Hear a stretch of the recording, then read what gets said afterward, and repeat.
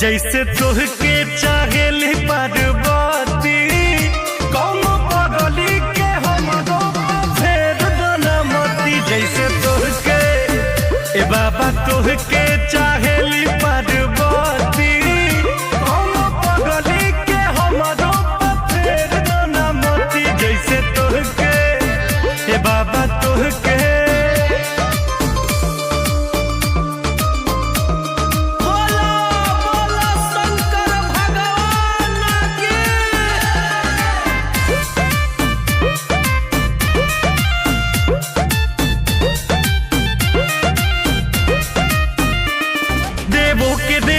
देव देव महादेव देव जी भजन करी फिर दी नजर हमरो ऊपर बड़ी देर से सुमिरन करी।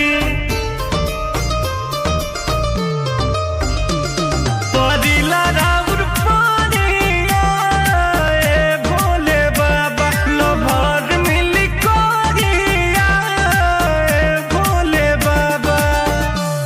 पूजा करी कि पूजा करी दिखाई अगरबत्ती दोनों हाथ उठेगा और बोला है कौनो पगली के हमरो फेर बनमती। जैसे तुहके ए बाबा तुहके चाहेली पार्वती कौनो पगली के हमरो फेर बनमती। जैसे तुहके ए बाबा तुहके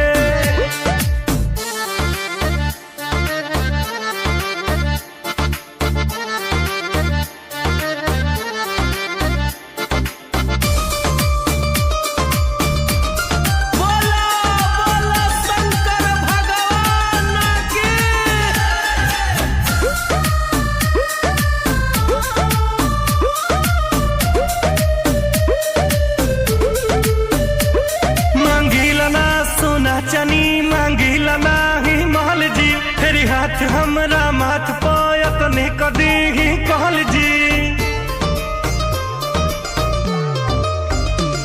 कि ताना सभे मारे ना रगीला कलेस में कमी कौन बाटे जी सूरज रितेश में।